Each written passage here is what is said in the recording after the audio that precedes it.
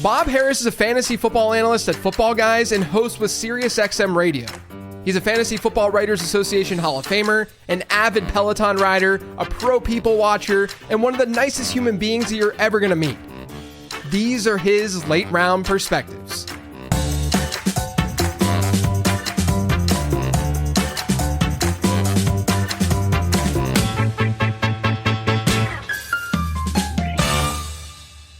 This episode is sponsored by Underdog Fantasy. Even though your season-long drafts are over, you can still draft teams over on Underdog. Just head to UnderdogFantasy.com or download the app and check out their NFL drafts. You can draft a team for a ton of different slates, all in snake draft form. And if you haven't checked out Underdog yet, now's a great time to do it. Because if you sign up with promo code LATEROUND, you'll not only get a first-time deposit offer, but you'll also get my rest of season rankings. After signing up, you'll get an email to your inbox with a link with those rest of season rankings. They're updated each week. So again, that's UnderdogFantasy.com, promo code LATEROUND. Underdog is the best and easiest place to play fantasy sports. Now back to the show. I'm good, man. How are you? Have you gotten in the Peloton ride today? I have not yet. So panic meter's about halfway. It's like Rain Man, it's 4 p.m. Wapner's coming on. Peloton and wait. So yes, I'll get there though. Good. Okay. I just so folks know, but you and I are Peloton buddies. Like that if you were to describe our relationship in one way, it would be probably first that we bonded over the Peloton. You are like a mentor. You are like I see you changed the whole way I approached things. Like, I kind of got into this late.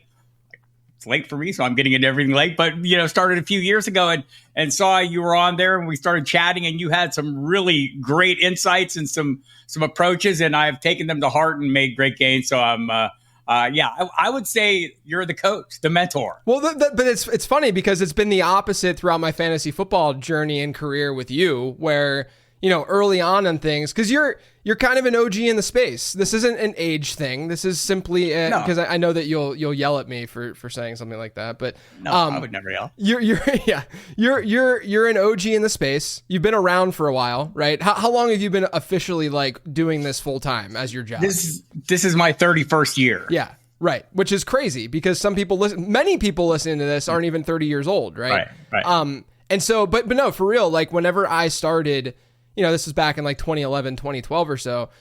You were one of the first people to welcome me with open arms, and I did, some work with the magazines, and just from there, we were able to connect a little bit and chat and whatnot. And then it's been great. The Peloton stuff is always great because It's just nice to have that thing that we can motivate each other with and talk to each other about and such. And someone who's you're wild at it, and so it's great to understand how I can make gains and some of the approaches I was taking. I just got on and started pedaling, right. But there's some specific approaches and types of rides that I've now adhered to that I think have been really helpful for me and satisfy my itch. I've been a workout weirdo for a long time. If people don't know, I got very heavy there, and when I turned 45, I decided to do something about it. Now there's 200 pounds less of me. Yeah. So, amazing. It's been a long journey, but I wanted to keep the journey going. And for a while I was able to do really intense, I love the beach body stuff, the insanity and all that stuff. But as you head up towards 60 and then get into your 60s, you start realizing, dang, man, I need to make some adjustments. And the Peloton's been the best adjustment I've made. Oh yeah. I as this summer, I haven't been as good because I'm just doing other things, doing the strength training with the Peloton app and then doing more running and stuff like that. And then I hop back on, maybe a month ago or so. I'm trying to get in somewhat of a cadence. The first person I messaged whenever I was kind of down after, not really hitting the numbers that I would hit even 6 months ago was you. Cause you're my go-to with the Peloton stuff. And I'm very grateful for that. Same. Likewise. Yeah. So like I said, you're an OG in this space, Bob. Everyone knows you and everyone also who knows you loves you, for obvious reasons. I always say that you're, one of the, if not the nicest human beings that not only will you just ever meet, but definitely within the fantasy football space. But my question to you to start this off is, what's something that you've seen sort of change, both in terms of how people play fantasy football and how that's evolved through the years, but also how analysis is being done within the space? I think the game itself, the evolution has been remarkable because I've kind of seen the whole thing. Started playing in '86, and like a week, the first week, like a friend came back from San Diego. He worked there. He says, "Hey, you guys, I found this thing. You're gonna love it." And of course, he was right. We did love it, but like a week into playing fantasy football, I said, "We don't have all the information we need to play this right." And that was 1986. And so, it took me until 93 to get into it. But there was a brief spell in the early 90s to mid 90s where we had a shift from, people out chasing the USA Today to track their scores or calling my 900 number, which I figured out like, hey, people want the scores quick. Let's do this Sunday night. But the rise of commissioner software made a huge shift and opened the door. Like, it's hard to find 12 people that or that can all have the same timing and do things. And it's just so much easier to do it online. So I think the commissioning software was the huge shift and maybe started around 96 and became more prominent after that. And at about the same time, the NFL went from like shunning fantasy to realizing it might be a good idea to blow their promotional wins into the sale. Yep.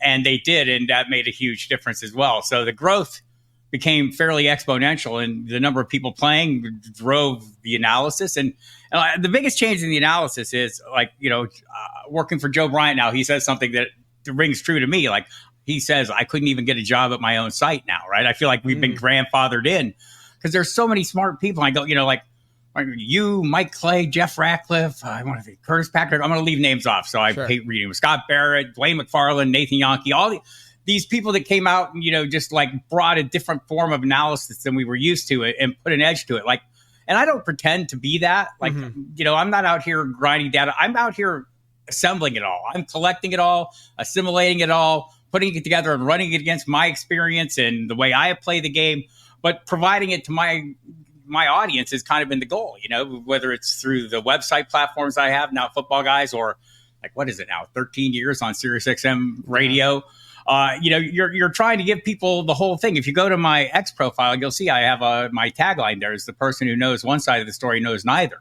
Right. And I want to assemble the arguments and I have all kinds of surefire theories and ideas that aren't necessarily surefire. They're ideas, but I want to show my readers both sides of the coin or give them the full picture to help them make their own decision. Because what I'm trying to do is what I've learned over the time, JJ, is everyone in my audience thinks they're every bit as smart as me and they know everything that I know, and they could be just as successful doing what I'm doing if it weren't for some quirk of fate that forces them to work at something else, right? Yeah. And there are other people. I mean, there's a handful of people who are out there who want to be handheld, but for the most part, people want to either confirm or verify that they're not insane. Yeah. Or just want to bounce things off you or find out that the information that they think is true is true. And so I think collecting that up and providing it is great. But the ability to find that information from some really smart people has grown. And that's been the biggest change for me is the number of super smart people who have gotten to the analysis business. Do you think that that's why, and this might be like even like a deep like personality related question, because like I said, like you're someone who is incredibly inviting, easy to talk to. You and I have had so many conversations throughout, our relationship and such. But just such an easygoing human being and such a kind human being. But then on top of that, and I'm not trying to take that away at all, right? But on top of that, you've also really, really embraced newcomers in the space, for sure. New talent in the space, and bringing them on. Like I said, You brought me on to do work with the magazines through the years and such, and that sort of thing. You've always been very open-minded about that. Whereas a lot of people who are in the position that you're in, who are an OG in any industry, this isn't even necessarily a fantasy football thing, but any industry might reject new ideas and new people because they don't want to feel threatened in some way. So obviously personality is going to drive that to some degree. There's no doubt. But also, do you think the fact that you're compiling things the way that you are and you're sifting through the information the way that you are, that's another reason as to why you embrace it the way that you do? That is definitely a reason I embrace it. Look, I started out as arrogance. I wanted to show everyone what other people are doing because I thought I did it way better. Yeah. Right. Yeah. But over the time that also evolved because I realized like, oh, wow, there are people doing it better. And maybe I better figure this out. And how do you figure that out? Well, you use that information and like I said, I have opinions. I will go out and I will find data or takes from you or whoever else that backs my position. I'll find takes that go against mine. Yeah. And I'll provide both those to say, well, maybe. And I guess that's, like the whole goal for me is giving, what can you do as a fantasy manager? You're not calling plays. You're not throwing passes. You're not throwing blocks, wrapping ankles. Your whole ability to control the outcome of your team's games is being the best informed manager in your league and having that slight edge. And that's what I'm trying to provide. And so as much of that information as I can give them, the happier my audience is and the better I feel about what I'm doing.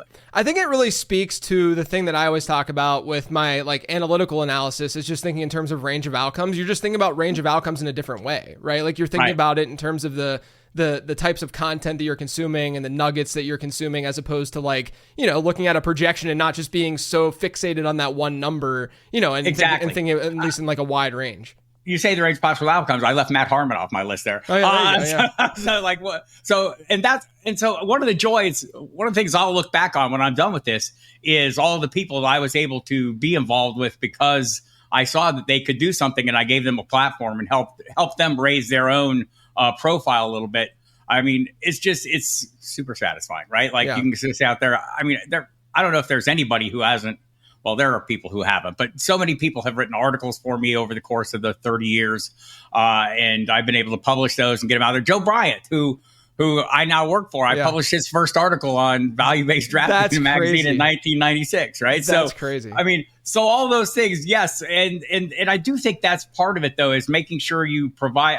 I always felt like, if my goal is informing my audience as best I can, then I should tap into the best minds possible or share the best information from those minds that I possibly can. And that's been something we've also done on Sirius. I mean, I'm dragging people on all the time who probably have much better things to do than come on my show. But you want to get that information out there and expose people to great work. And I think that's going to be, when all is said and done, that'll be the thing I look back on. And, I was a co-founder, one of the founding members of the Fantasy Sports Writers Association. And that was one of the reasons we wanted to get help raise the profiles of people who are creating all the content. Yeah, that's awesome. And you're a part of so many people's stories, and it's fantastic. And honestly, I feel honored that you are a part of my story the way that you have been. So thank you for that. Well, so I'm a huge fan though. Also, I mean, aside from all the stuff, I'm a huge consumer, and I tend to gravitate towards certain creators because I either like the style, I like the information I'm getting. The information proves to make me look super smart because I'm passing it along, and all those things, right? And so you are very high on that list as well. Thank you. All right, let's talk some fantasy football. Let's get into some takes because look, you're the week 2 guest. I guess it's a week 2, entering week 2 guest. And when week 1 happens, I mean, you've seen it now for a while where people like to they like to react, but I'd say they overreact. I think that you should be reacting. You just need to understand that balance of reacting versus overreacting, right? And so there's a lot of stuff going on right now across the league where we saw things happen week 1. We see this every year where stuff happens and then things sort of balance out entering week 2 and then week 3. Or not. Or week 5. Yeah, right. I saw something today, JD, that I thought was great. Kevin Patrick at NFL.com wrote, treat week 1 like a lying toddler. Smile, gently correct if necessary. There's no ill will. Yeah. Right. I mean, that's kind of what it is. We sit here and we smartly tell everyone, start your studs, start the guys who drafted me. Well, if we're being honest with everybody, we don't know who the studs are. The studs have yet to identify themselves. We're playing last year's studs. Yeah. And Marcus Grant loves my stupid saying of don't draft last year's best team. Well, that's probably a wise choice, but also you're drafting a lot of last year's best players because they were last year's best players or they've been the best players over time. Right. So I think, leaning into that realization that week 1, 2, 3, starts trailing off, the volatility is going to be huge.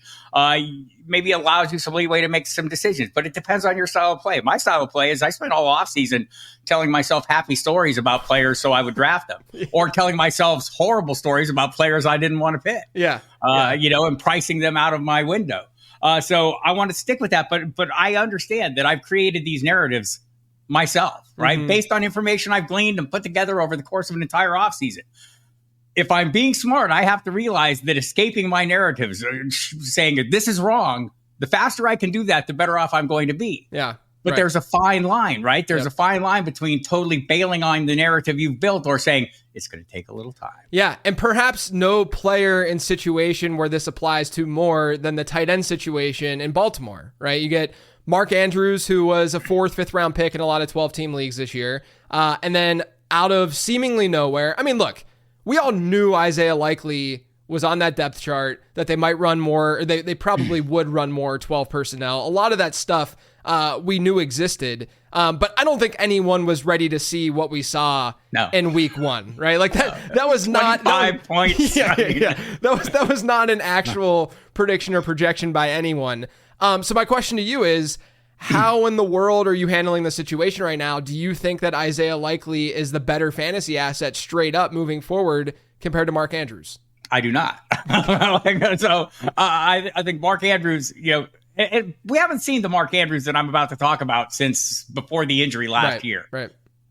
But that Mark Andrews was pretty much the best player on the field, the best receiving asset on the field for most every game he was in. And certainly the Ravens' best receiving asset. And it's reasonable to believe that the time off late last year, followed by a car accident or, this summer that kept him off the practice field. Look, when are we going to come to grips with the fact like we can't take lock, right? Yeah. Like Christian McCaffrey is a perfect example, but it dovetails with Cooper Kupp last year, where here's somebody who missed an entire month, and we kept telling ourselves, he's so good it doesn't matter. Yeah. Right? Well, it might matter. Yeah. Maybe it mattered a little bit for Mark Andrews, but also what mattered was the Chiefs seemed to realize that Mark Andrews is very good. Mm-hmm. We can go back 5 games. Mm-hmm. He averaged about 20-some yards per game, 0 touchdowns. And we saw it in this game where they were bracketing him, and he was plenty busy, ran plenty of routes. Just seemed like Isaiah Likely was getting better treatment and seemed to make the most of his opportunities. You mentioned the 12 personnel package. I thought like last year we'd see more of it because Todd Monken comes in, and you go back to his time at Georgia, it was like 59% of the time, like the 3rd highest rate in college football. He had a lot of talent position. He has a lot of talent position in Baltimore, so you expected more of it. It was 50+% in the first game. Yeah. That went up. That was up from like 10, 11% last year. Yeah. So I think we're going to see some normalization. But like if they stuck with this, it would make perfect sense to leverage the talent they have on hand. I just don't think the outcomes are going to be the same. We saw Isaiah Likely last year in the 5 games without Andrews. He scored a lot of touchdowns. Scored a touchdown, I think, every game, and still, had a hard time hitting that 20-point mark. I don't think he hit it at all last year. And so this seems like a bit of an outlier to me. And I know I was answering questions on my Sirius show last night, Isaiah Likely or the field, basically. And my answer is mostly the field. And I'm wide open to the fact I wrote one of my fantasy notebook columns. I rank maybe about 6 or 7 players a week in that column. 2 weeks ago, I chose to use some of that space on Isaiah Likely because I did think if something were happening to Mark Andrews, the contingent upside is huge. He's a top 5 tight end, but also that there might be a role for him. Look, and that's how it's playing out. So I am playing him. I don't think we've seen a lot of teams field 2 top 10 tight ends. I want to go back to the Patriots of a number of years ago. But since then, that's not the norm, but it's entirely possible. And so I'm not going to advise people to bench Likely, but I'm still ranking Andrews well ahead of him this week. And I'm probably going to have Likely down around in the 8 or 9 range. Yeah, I think that's right. I'm like pretty much lockstep with what you're saying here. I mean, you look at their 12 personnel usage. If that maintains and continues, then I think we could see 2, especially the way that like the tight end position performed in week 1, and we already have some injuries to the position. I think we realistically could see 2 top 10, top 12 tight ends from one team, which, like you said, I think maybe was Philly with Goddard and Ertz maybe in there too. But like this does not happen frequently at all, right? And so if we're placing our bets, Andrews, the other thing too is Andrews ran the routes that we want tight ends to run, which is in the slot, outside, Likely played the more traditional tight end role in that game. It's just, as you noted, the Chiefs, Steve Spagnuolo, they've done really well against Mark Andrews historically. And, some people could say, well, what if other teams other teams haven't done that in the past after the Chiefs have played Mark Andrews well. So I don't think that we should necessarily expect that. But not only that, but we just saw that Isaiah Likely is not bad, right? Like he can make big plays and do big things. So teams are going to have to keep him honest as well. Right. It shouldn't be lost on you that, you left with injury, but he came back and on the final play of the game, the biggest play of the game, who was he looking for? Yeah. And at that point, though, I'll also say that Mark Andrews looked as gassed. The only guy on the field who looked as gassed is the Chiefs defensive line, right? Like, so he may have a little bit of work to do on his conditioning as well, but I think that'll all be fine. I think over the course of the season, again, I get it. You're out there going, but I lost this week and I need to win this one or I'm going to be 0-2. And this drives a lot of decisions that I think are probably not the best decisions, but it's totally understandable. I'm a little more patient in that way. I'm hoping it doesn't get to 0-4, but even if it does, I think I can climb out of that hole. But I'm looking for ways to avoid getting there too. So totally understand people wanting to force likely into lineups, but be careful who you're forcing them in over. Yeah, 100%. The other thing too with Mark Andrews is he had that car accident in that situation in August where he didn't get a normal camp. It wasn't a totally normal offseason for him. So that's another thing to keep in mind. You mentioned that he looked gassed and maybe that played a role, is that his conditioning is just not totally there just yet. So I totally think so. Yeah, another thing to think about. But like I said, tight end was a dumpster fire in week 1. We saw a lot of these elite tight ends. Now we're recording this before the Buffalo-Miami game. Dalton Kincaid is playing tonight. So, we won't say whether or not, he does well or not because we have no idea. But are you nervous about how the tight ends performed in week 1, or do you think that there's going to be a bounce back overall? I think there'll be a bounce back overall, but I'm hella nervous, right? Like we could be having a Noah Gray, Travis Kelce conversation as easily, right? Not as easily, but we could be having one of those also. So yeah, I think it's a little nerve wracking. I also think like watching the Bills, you mentioned with Dalton Kincaid, man, I don't know how many, and that's one of the great things that I've enjoyed on my series job is we talk to multiple beat writers every week, and you get a really good feel for what's going on the ground and what those writers are seeing. And you come over 30 years, I think most of these people I have been following, and I kind of part of this game is understanding the preconceived notions that some of these people have, some of the paths they're taking. I think Peter King wrote it once, do writers root for teams? No, we root for our stories, right? So you see that, and you'll see people, reporters who are on the ground, and maybe they'll be looking through those views. So sorting that out a little bit. But Dalton Kincaid, the run has been, consistent. Pretty much every writer I've talked to there thinks he's going to be the most targeted receiving asset here or in Buffalo, and I think he'll probably end up like that. But it might take a little while. It's a totally revamped receiving room, right? Like we're looking at a totally changed situation, and it's funny because I can go back to the draft when I thought Keon Coleman was my big prediction of the draft going to the Bills, and I thought it was a great pick. Yeah. Then talking to people on the ground who kept telling me, they see him kind of as Gabe Davis. I went, the guy who hasn't caught 50 catches, 50 passes. But now I see that maybe Josh Allen does have an affinity for him, or at least we've seen a brief glimpse of that. So I'm looking to build on that. But I think Dalton Kincaid will be fine. I think a lot of these guys will be fine. If you made me pick one single guy who I have the highest expectation for maybe this week because of the matchup, it's Trey McBride. Mm-hmm.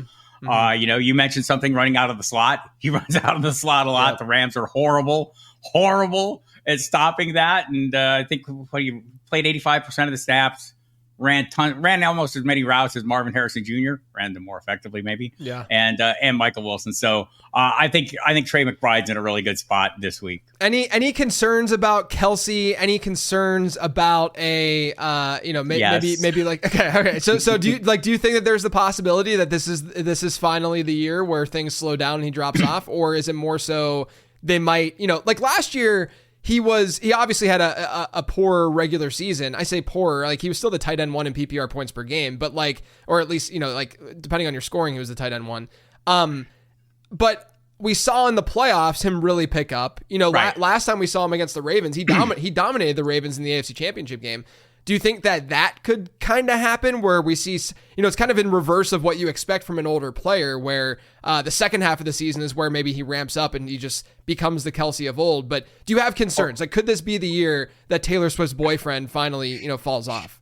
Absolutely. I think it's easy to forget last year he started out with a knee injury that cost him a game and maybe slowed him. Like we can say the same maybe about Tony Pollard. I mean, there's players that maybe weren't hitting the ground running, and maybe Kelce is one of them, but also he is older. And I think it is a concern. It's not an overriding concern. I ranked them as my tight end 1 coming in. Yeah. I think maybe we have not seen this offense where it's going to be. They have new pieces there. We can look at Patrick Mahomes' average depth of target for the 2 seasons without Tyreek Hill, how it's diminished. Last year it was the lowest. Now maybe with Xavier Worthy and Hollywood Brown, when he gets back on the field, it opens things up, and that opens things up more for Travis Kelce. But Rashee Rice is probably going to be a limiting factor working in some of the same areas. So, yeah, there's concerns. But I think in general, if if I'm betting, and I guess we kind of are, I'm betting that by the time the season's over, we'll feel pretty good about Travis Kelce. And a lot of these players, like I go back to 2020, right? What was that stretch, the middle of the season when Tom Brady couldn't complete a deep pass? He was horrible. Couldn't do it. Yeah. Then all of a sudden at the end of the season, he was the best deep ball thrower in the league. Or the brief periods where Jamar Chase couldn't catch passes. And all of a sudden, yes, he can. Right? Like we knew that. We know Travis Kelce's very good. He's cagey. He's a solid veteran in an offense built pretty much around him. I think maybe once we get all the speed pieces in place, and I think that was the whole reason we have a Hollywood Brown there and Xavier Worthy there, is to open things up. I think it'll benefit him. Yeah, I mean, it's hard at the end of the day to like totally fade the best tight end or arguably the best tight end of all time. Like when it comes down to it. And we've seen tight ends run, pretty late into their careers. I mean, even like Antonio Gates was beat to hell and was still able a huge goal line presence. And that's another thing, for Kelce the last 2 years, has the most opportunities in goal to go situations among all the tight ends. So I think that he's been very effective at it too. Yeah. So I think that's a plus as well. Yeah, most definitely. The other big topic that I want to get to is what I've referred to through the years as ambiguous backfields. We had a lot of these ambiguous backfields in drafts this year, where you get multiple middle round running backs that are from the same backfield, and you're kind of hoping that one of them, emerges just based on talent, but obviously there's injury upside, all that good stuff. But in week one, it seemed like 2 1As really emerged out of these two ambiguous backfields in Cincinnati and Tennessee, where you get Zach Moss, you get Tony Pollard. So my question to you, because I got this question a lot from, especially with Chase Brown, but I got this question a lot from my mailbag this week. Is it time to panic when it comes to Chase Brown and Tajay Spears? It's never time to panic after week one. Yeah. It's time to start watching more carefully and closely and seeing how it went. I think in Spears' case, the snap shares weren't that far off. I think Spears still had 45%. A little more worrisome in Cincinnati for me, but I don't think we've seen that offense where it's going to be. This might be a symptom of a bigger disease there in terms of the receiving core and maybe timing with the receivers. Yep. I know Dan Orlovsky is not impressed with that. I don't know if you saw, but he thinks they're like a second off. Okay. So that's a little bit of concern. And Zach Moss, obviously, a better kind of power runner than we think Chase Brown will be. I love Chase Brown. I think, you look last year, second fast, like Matt Waldman will somewhere out there shaking his fist at me because he calls speed the cleavage of the NFL and he wants me to keep my eyes up and I don't. It's the old cliche. There's two things you can't coach in the NFL level: size and speed. And guys like Chase Brown have at least half of that more than anybody else around them. He was the second fastest speed in the NFL last year. Yeah. So I do think, and listening to the people who cover the team on a daily basis over the course of the offseason, I think most of them felt like Chase Brown was going to be the lead piece here, even if we didn't necessarily as fantasy managers all along. So I'm still hoping for some normalization there, but that one concerns me a little bit more. Yeah, I would agree. And then, with the Tennessee thing, you had Brian Callahan come out this week and say that they want to use Tajay Spears more. And he was used in like basically all of their third downs, against Chicago. So negative game scripts could benefit him as well. So I would agree that overall, like of these two, I'm more concerned about Brown than I am Spears. But when it comes to, and I want to ask you this too as like a follow-up, when teams perform poorly in week one, like Cincinnati did, is there a part of you, and this is a pure like feel-based take, because I have not researched, like I don't know if anyone's really researched this, but is there a part of you that says they got to change things up, right? Like they can't just go with that same approach week in and week out because it clearly didn't work for them. And, in turn, not that Zach Moss had like a horrible game, but does that make you feel maybe a little bit more optimistic than what the box score and what we saw in week one from a usage perspective says with Chase Brown? Two things. Field-based takes are my approach, right? I mean, that's why I rely on people like you and Barrett and Dwayne McFarland and, et cetera, et cetera, et cetera. But no. But yeah, I like you see a shift. And for Tennessee, like anything that takes the ball out of Will Levis's hands is probably a good idea at the moment. True. Yeah. But Cincinnati too, I think it was in a unique spot though. And they'll probably be without T. Higgins again last week. But, as I covered the pregame show on Sirius, it struck me that, wow, Jamar Chase showed up an hour before the inactive announcement. Yeah. I don't think anybody knew if he was going to play or not. Yeah. Right. I mean, that's weird. right? So I think there's a lot more to work through in Cincinnati, and maybe we see a little more normalization than we might expect, even with Higgins out this week. So maybe we see a little more Brown, but I do think if they're concerned about that, and if Dan Orlovsky's right, and the timing of Joe Burrow and his receivers is all off, and they need to work on that, then they're going to lean way more heavily on Moss until they get it dialed in. Yeah, and I know they saw a negative game script, but I want to see them in like a shootout negative game script. You know what I mean? This week. Yeah, this right, week. right, exactly. like what happens if they're down by 3 touchdowns instead of this like ground and pound kind of game? I think things could also change in the way that they need to get that dynamic player in the backfield. Sure. So that's why if you have Chase Brown, don't drop him. If we see the exact same split next week, that's just another piece of evidence that we're leaning towards Zach Moss more and more. But a lot of things can change throughout a season with these backfields. Yeah, you should be sitting as far away from your panic button as you can at any times when you're setting your lineups. Just like you got to, I don't want to go Aaron Rodgers and tell everyone to relax, but kind of relax. Yeah, no, I agree. Probably the biggest story, one of the biggest fantasy stories this past week was JK Dobbins. I would argue that if we knew Dobbins was 100% healthy, entering the season, we probably would have been drafting him higher, I want to say. I think that for sure the ADP and where he was being drafted was pretty much just driven by health, right? It wasn't driven by talent. 100%. Like, it's not like Gus Edwards is a very strong strong physically, but it's not like he's like a great running back. And then, Kamani Vidal, we can all have our hopes for him and the potential, but he's a day 3 back at the end of the day. Special teams player now. Right, exactly. Or inactive. Yeah, right. And so Dobbins comes out, has the day that he has. Do you think that right now the fantasy community is valuing that performance properly? Are you concerned about JK Dobbins? Just give me your general feel and vibes and stance on where Dobbins sits right now within fantasy football. So it's interesting. When Gus Edwards signed, he was called the bell cow by Joe Hortez. He's the GM, and that was before Dobbins got there, and that was before we knew Dobbins' health, and that was also before a procedure at some point this offseason for Gus Edwards. All these things kind of come together. But I think we all know that J.K. Dobbins could be good. The problem was, 9 out of the last 51 games, his availability has been limited to 9 games. So you look at some of the numbers. Tom Pelissero put out a tweet, I think yesterday, just saying, for his career, his 6.1 yards per carry ranks first in the NFL, 4 yards after contact, second in the NFL. All the extra added, the analytic numbers that have more letters in the abbreviation than I know what they mean, all point to great things as well.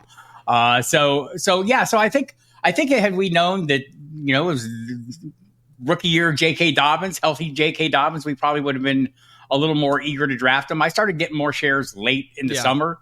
So, and that was mostly when I was moved out of best ball mode and into redraft mode. So, and I actually started him in a number of games. They said it was going to be a hot hand situation. J.K. Dobbins spontaneously combusted. So the hand is pretty hot. The 2 long runs, 46 and 61 yards are the longest rookie year. I think that's an indication that he's fully healthy. And I think it's going to be hard to keep him off the field if that's the case. If you invested in Gus Edwards, park the bus. Park him on the bench for a little while. Don't panic on him either. It's a long season. Things could change, and he still may have value as a goal line play when we get into the buys or whatever. Maybe a guy that can help you avoid getting a 0. But as long as J.K. Dobbins is healthy, and like if you're out there saying, "Wow, he's out there on my waiver wire," I'm all about being aggressive for players like this with this profile. I'm injury agnostic is one of the things that has been a long-standing tradition for me. I don't, there's a difference between chronic injuries and chronically injured players. Mm-hmm. He's been chronically injured, but it's been, some of it's just luck, right? For a lot of players.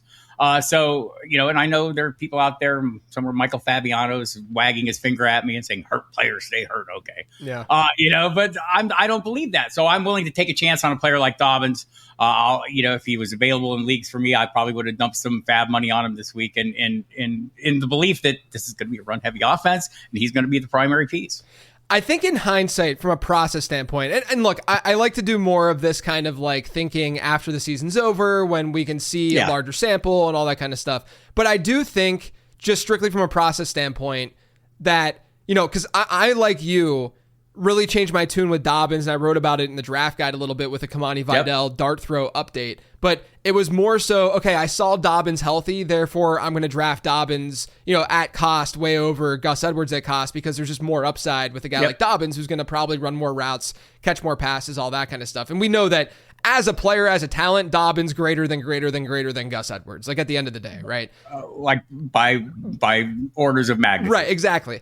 And so, but I do think from a process standpoint, of course we're saying this after week 1 happened and all that kind of stuff. Sure. But I do wish that I was more aggressive in just going after Dobbins, before early to mid-August when I just saw that he was healthy because the cost to acquire wasn't significant. Like it wasn't that big of a deal. Now I understand it's a little bit different probably from a best ball perspective because you don't want to take zeros in your lineup and stuff. And maybe that's what like was in the back of my head as to why there wasn't that aggression. But I do think that this is probably a good learning just in general that, yes, this is a really tough injury to come back from. Yes, JK Dobbins has not been able to stay healthy. But we probably could be a little bit quicker. And, a lot of people are listening to this saying, well, I was quicker. I was drafting Dobbins in July and blah, blah, blah, blah. And like, that's great. Like that's definitely a better process, I think, because at the end of the day, if you're talking a 13th round pick in July for JK Dobbins, who has the pedigree that he has and has the upside that he has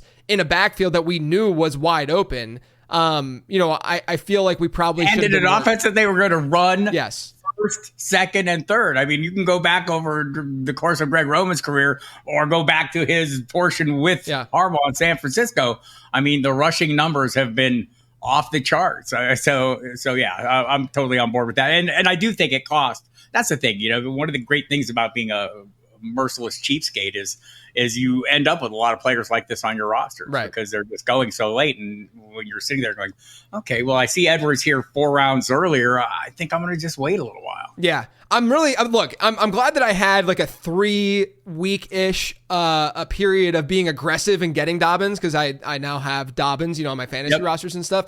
It's just, you want to be, you're greedy as a fantasy analyst. You want to be right from the start instead of being cautious the way that a lot of us were cautious with Dobbins. I think though that, modern medicine is the way that it is now too. And of course I'm not a doctor and I listen to the smart people who are, I talk to Edwin Porras all the time who, will give me great takes on these players. And he's still, there's still a lot of hesitation with Dobbins right now just because that explosiveness could go away after more and more reps and stuff like that. But at the same time, I just don't, I think that the masses kind of already assume that, like they're already taking that into consideration, which is why I don't necessarily think he's a buy or a sell right now. Right. So I felt like, I was off Nick Chubb. But I thought that 10th round, I don't know when he's coming back. I mean, he has the map to return from this serious injury because he's done it before. But if you listen to the language coming out of Cleveland, it's he'll be back sometime this year, or sometime maybe. It's super vague. And I know there was like a series of really great reports, and his personal trainer was saying, "Oh, he could play week 1." Right. That was never going to happen, and they're going to be cautious with him all along. You had to know this, and if he's back after 4 games, I think that'll be far earlier than I expect. I expect this to be a slow roll for him. Whereas Dobbins comes in, and I mean, he came into training camp healthier than Edwards because Edwards had the most recent procedure. Yeah. So, I mean, I think those are things you're looking at, and it's like running backs are a tricky business. But when you have a guy with this kind of upside at that kind of price, I don't think you should hesitate. Yeah. All right, so I bring folks on perspectives because I want you guys to tell me that I'm wrong about takes that I had throughout the week. That's really what where this all started. And now that we're in season, it's a lot easier to sort of like draw on some of the takes that I had and ask you questions about it. My only sell this week, because it was such an underperforming week in fantasy football, so it was really hard to say, trade this guy away. He overperformed this week. But my only sell in 15 transactions was Stephon Diggs. And I have to add, I understand the other side to this argument is that this is the Houston offense. Obviously, they're going to score a lot of points, and obviously Stephon Diggs himself is good.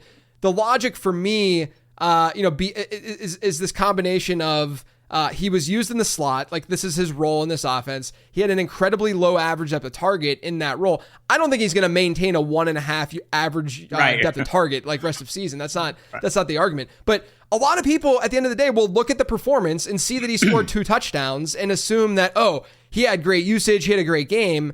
19% target share, which I think is probably around what we should probably expect from Diggs. Right. He scores twice. He has this low ADOT. To me, it's a little concerning, and that's why I threw him out there as a sell. It's not just sell him no matter what, of course. But do you think I'm wrong? Or let me ask you this as well.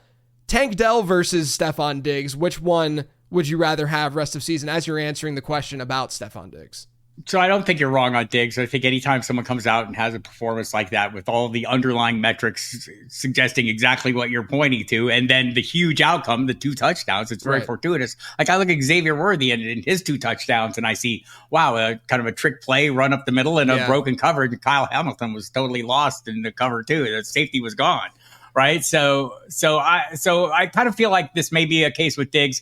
I did kind of have a slight change in thinking about this, talking to John McClain, who like a great Houston Texas beat writer for the Chronicle for years, now writes for the team, but a really straight shooter. And so just tried to pin him down on this pecking order. And his final, assessment was Diggs leads the team in catches, Collins leads the team in yards, and Dell leads in yards per catch. If I'm sitting here right now and I'm betting on these, I'm betting on the guys who have been there a year, who have the chemistry and the built-in connection. Diggs has been on his best behavior, according to everyone. And I know that's, kind of a loaded statement, but, he can be troublesome. He's been like all on board with everything. I think the Texans did a really smart thing by, saying, hey, you're here for 1 year and you can go out and make a lot of money with a big season. So I like all that, but he's one of 3. And I think if you can move him and get really great value in return, I'd probably be doing the same. Yeah, I mean, honestly, look, I'm not making this comp to say that this is the way his production's going to go, but I do have some fear that they, not to like the extreme degree, people are definitely going to take this the wrong way, which is why I'm prefacing the way that I'm prefacing right now. But I look at a situation like Seattle, okay? This kind of does remind me, in a beefed up, boosted way, of Jackson Smith and Jigba in the way that we saw him get used in week 1, how we saw him get used last year out of the slot. You have 2 really good perimeter players, and it's beefed up in the sense that the situation's a lot better. I think Diggs is obviously a better player at this point than JSN, right? But the idea behind it is pretty similar, that when you have a slot player or a guy who's going to play a lot of his snaps from the slot, who then takes on that role and has kind of a lower-ish A-dot role, because if you look at those 3 wide receivers, I would go to the bank and saying that Stephon Diggs, even from here on out, remove week 1, is going to have the lowest A-dot of those 3 wide receivers on that team. It's not 1.2 or whatever. Right. It's like, it's not going to be, like from here to the other side of my desk. It's going to, it'll probably be higher than that. But the way, from just a statistical standpoint, the way that you combat that is with more volume, right? Like you can get away with having a 6 or 7 yard A-dot as long as, like we saw Deontay Johnson at times in Pittsburgh where his A-dot was really low, but he was still relevant in fantasy because they just peppered him with a 29% target share. That's not going to happen in Houston as long as Tank Dell and Nico Collins are healthy, right? That's my fear with Diggs right now. That was my take all offseason long, is the days of 160 targets are over for him, and like to a large degree. I mean, what do I want? I want to chase in fantasy, and I think it's important early in the season to combat the volatility. Certain volume, or at least certain anticipated volume, like as sure as anything can be. And I don't see that with Diggs anymore. And even last year when he was getting the volume, it didn't work out well for him the last half of the season. So there were a lot of reasons to dial back on him. I felt like we were drafting them right, like Collins ahead of Diggs, who was ahead of Dell. And I think that's fine. I think Dell's going to end up being very good. I mean, it's easy to forget how good he was late last season when he got hurt. He was on a pretty epic role there. He was. So I would be fine. If I had both of those guys on my roster somehow and I wanted to move one, it would absolutely be Diggs. Not just because he's, the one that's easier to move right now coming off a huge game, but I just think over the long term, the bigger plays are going to come from Dell. And that's kind of what, like none of these guys are going to be my wide receiver 1 or 2. I don't think they're probably going to be wide receiver 3s. Yeah. The other thing with Diggs, like you mentioned, I think that where they were being drafted made plenty of sense. Like they weren't targets or avoids for me. It was, this makes sense where Diggs is going, makes sense where Dell's going. My stance on the sell this week, just to give a little bit more context, is if you can profit on Diggs right now, I don't think it's a bad idea to profit on that asset, because we didn't see any evidence that he was going to be used in some different way than what we were projecting at the end of the day. Let's say you went in on you were all hero running back and Zamir White was your target. Not saying I did that, but I might have did that. But like, look, no, if you had a great need at a position, right? And he would be the easy guy to say, yeah, man, here's a guy I can throw over and turn into something better at a position I have a greater need at. Yeah. All right, let's talk about just some of the offenses that we saw, some of the performances. I mentioned just a second ago that we had an underperformance in general across the league. It was just a low-scoring, really crummy week from a passing perspective. Are there any offenses that underperformed in week 1 that you think could bounce back here in week 2? Well, I'd like to think it's the Bengals. Yeah. I mean, like, honestly, with and maybe some of this will depend on how Jamar Chase's week goes. I still don't know for sure where he's at, right? But even at all that, even with all the trouble and tribulation, he came in and got all 6 of his targets. And at some point, he's going to be a bigger threat. There won't be a T. Higgins this week. But what you said earlier is what strikes me as a game where they need to put up big numbers. And that's entirely possible in Kansas City. So, I like that, and I look at some of the other, underperforming offenses, and I don't think Carolina has a chance of improving in the short term. I mean, this is going to be a long project. I don't even know if David Tepper has the patience for that. If we're going to see changes like 3 weeks in or whatever, but it's a whole different story. I don't know that we're going to see a huge step forward from the Titans. I mean, everything the Titans, their improvement is based on Will Levis not being what he was last week. Yeah. I don't know if he can do that. I don't know if Brian Callahan knows if he can do that right now either. So that'll be a big decision. I think the Jets are probably a candidate playing against Tennessee, knocked a little rust off. I'm a little concerned at Aaron Rodgers not being as mobile as he's been in the past. And we did see the Tennessee pass rush. It's not like monstrous, but they hectored Caleb Williams a little bit, but he's a rookie and it might be a little harder to do that with Aaron Rodgers. So I think the Jets are a candidate. Get Mike Williams running a little better this week and maybe being a little more involved. Allen Lazard was surprisingly good. And I think the other pieces there, Breece Hall is fantastic. So I think that might be the offense that I'm looking for. It was a tough matchup for him. Yeah, it definitely was. The Titans are one. I remember I did an episode on early season schedule analysis, right? And one of the teams that I called out was Tennessee because I was invested, and I am invested in the Tennessee offense and best ball just because I thought that the costs were pretty attractive where a lot of them were going, right? But one of the things that did scare me from a managed league perspective, not to say that it totally scared me off, but their early season schedule was rough, right?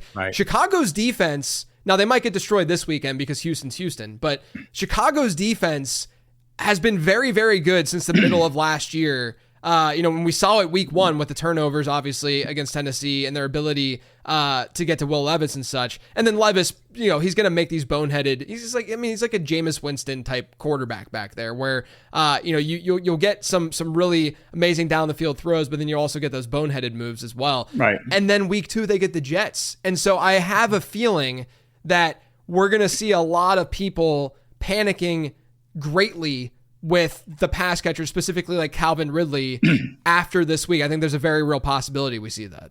Yeah, we totally see that. I mean, I've already started that with DeAndre Hopkins, just not not playing. Yeah. Right. I mean, a guy that's coming in and acknowledging that he's playing hurt. But I also expected a little more from Calvin Ridley his first game. Right. I think he went in like at about the consensus ranking was probably about 38 or 39 or whatever. He ended up 52. Yeah. Or in that range. And so, yeah, that's not encouraging. I think the backfield is the place to invest there right now. And that's why I'm not giving up on Spears. I think they're going to lean heavily into that. But I don't know that this is the week for them to improve. As you mentioned, tough early schedule. So at least they might avoid Hassan Reddick. That'd be nice. That would be nice. That would be very nice.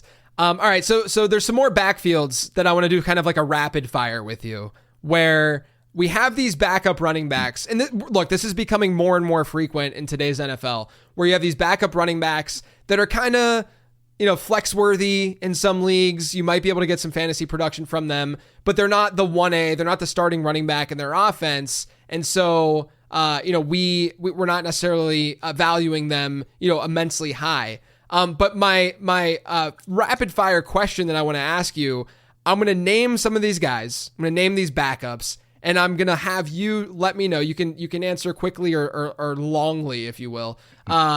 If these guys, if you think that the starter for the team is then in danger, okay? So we'll start with Tampa Bay. You have Bucky Irving as the backup. You have Rashad White as the starter. is Rachaad White in danger of losing a lot of work this year? The short answer is yes. I go back to the course of the offseason and listening to the words of my old high school rival, the Saguaro Cougar quarterback, Skip Pete, now the running backs coach for the Tampa Bay Buccaneers. And like he's been like an open book during his time as a coach. We heard him in Dallas. He was the one saying, hey, we like Tony Pollard when he gets 30 snaps, right? I mean, he's always been an open book. I felt like the message he was sending, that Bucky Irvin was there as a message to Rachaad White to hit the damn hole. Yeah. Right. Yeah. And so early on, indications are White is not hitting the hole. Yeah. Right. He's just an inefficient runner. He's great in the passing game and he's serviceable as a runner, but he's not a great runner. And Bucky Irvin might be the answer here. So I think if he doesn't become more effective running between the tackles, I think we'll see more and more Bucky Irvin. Yeah, week 1, Rachaad White still had his 65% route participation, which is what right. We'll probably see from That'll Rachaad White. I mean, like as a prospect, I'm a sucker for pass catchers. As a prospect, loved Rachaad White because he had an unbelievable pass catching profile coming out. One of the best that my model has really seen over the last 10 years or so. And then we've seen him do that in the NFL. We even saw it in week 1, right? Like he was catching plenty of passes out of the backfield.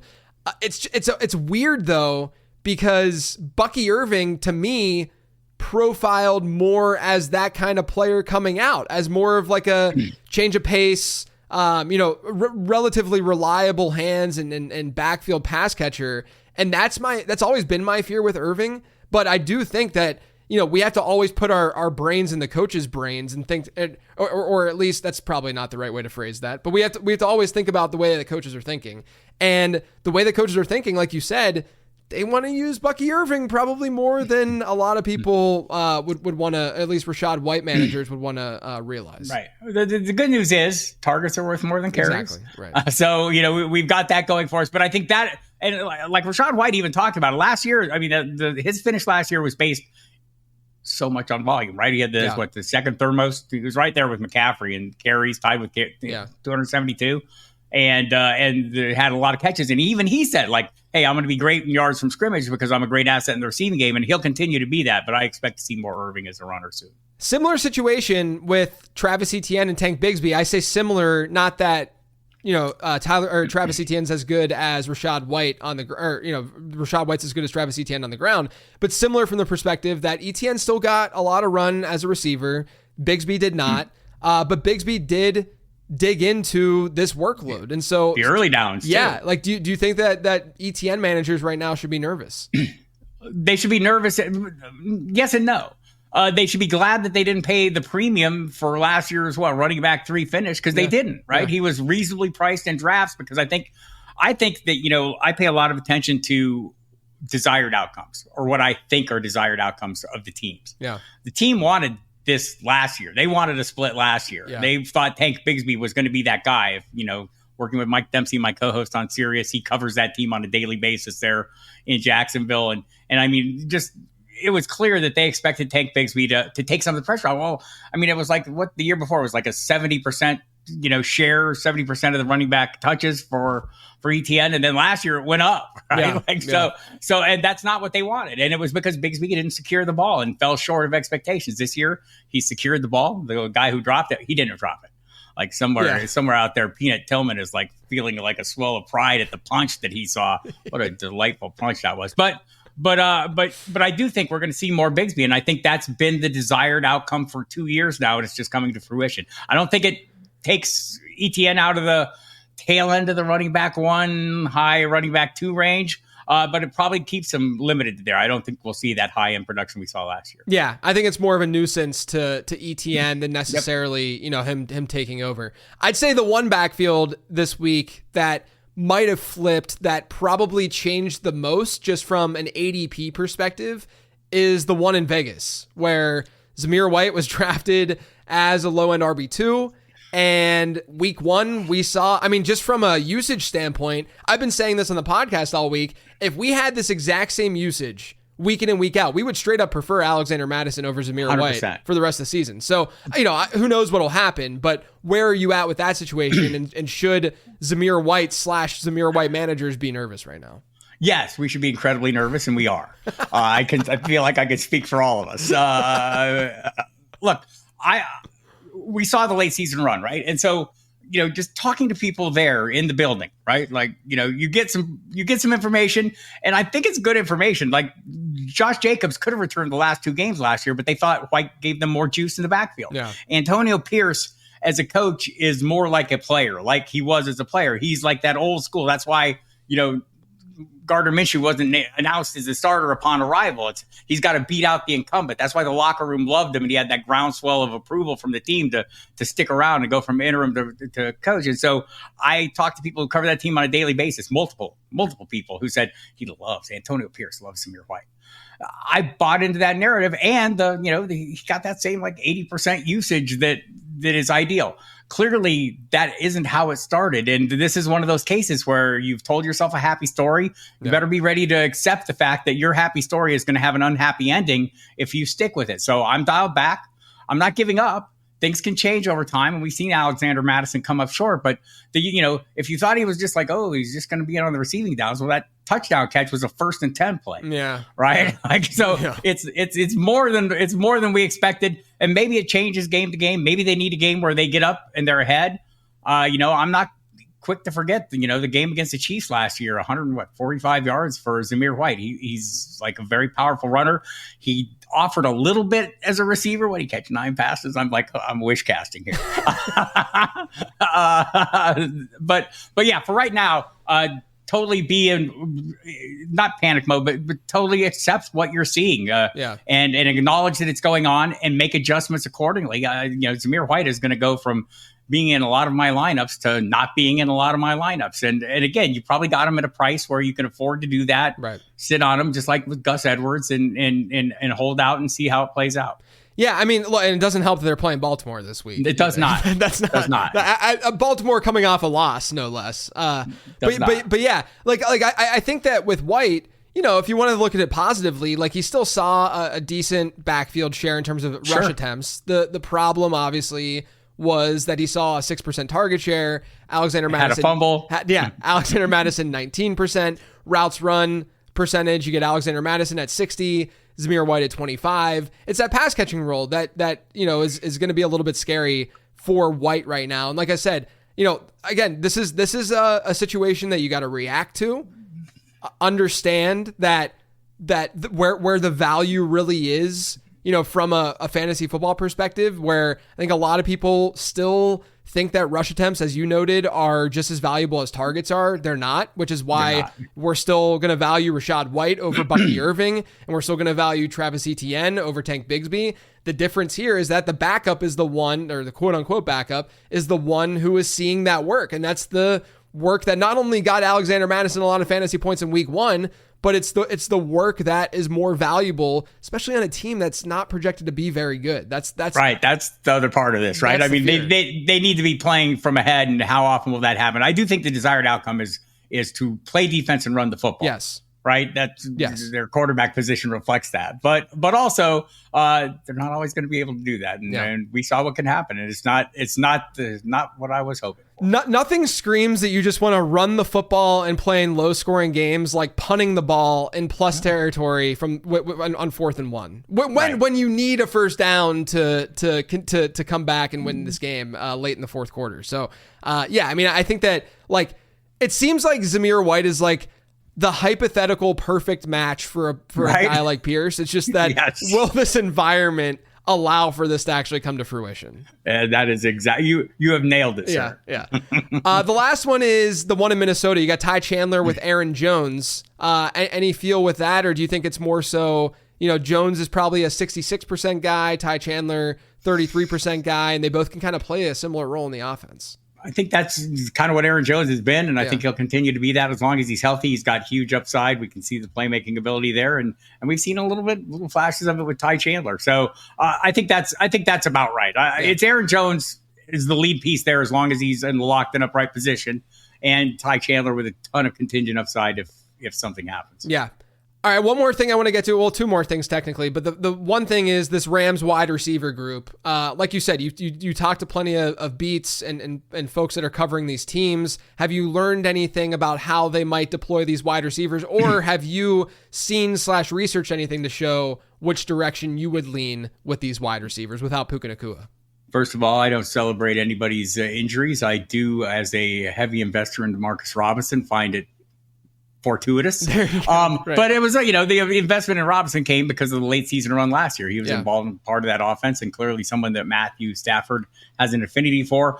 And I think kind of what we saw last week, maybe how it plays out, except I think we're way undervaluing Tyler Johnson in this offense. I think, maybe we'll see, maybe he'll be the guy that we'll wish we had, at least while Nacua is out. Yeah. So I do think Tyler Johnson's in a really good spot, but again, Demarcus Robinson having already the chemistry built in with Stafford works in his favor as well. But Cooper Kupp's going to be dominant. Yeah. Oh my gosh, he's my wide receiver 1 this week already. It's just I don't know. Yeah. I can't put anyone else above Cooper Kupp. I mean, someone listening to this is going to watch the Tyreek Hill tonight. Maybe he goes nuts. And I'm going to look like an idiot after the fact. But man, Cooper Kupp could see like a 35-40% target share without Puka Nacua in that lineup. The one thing too, I saw this, the Coach Speak Index tweeted this out. I don't know if you've heard anything differently or if you think there's anything to this, but there was evidently a quote from Sean McVay where when talking about the wide receivers, he said, we have Cooper Kupp, we have Demarcus Robinson,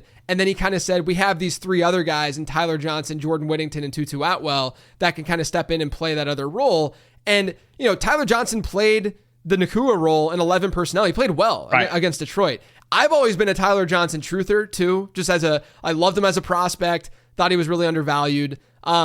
Just as a player, clearly that didn't really come to fruition. But do you think that it just feels like Demarcus Robinson is just the safer bet, whereas we're recognizing that they run a lot of 11 personnel. And if Tyler Johnson's that guy who would be out there in 3 wide sets, and he could be just as valuable as Demarcus Robinson if it goes that direction. I don't have the number in front of me, but the Rams have to be up there with who? Cincinnati and their 11 personnel usage. Yeah. So yeah, and that's what I think. Like most likely, everyone's going to be chasing Demarcus Robinson. So if you miss out on that, I'm going to be chasing Tyler Johnson, and for the reason you said, he looks like the direct replacement for Nacua in those 3 receiver sets. Yeah.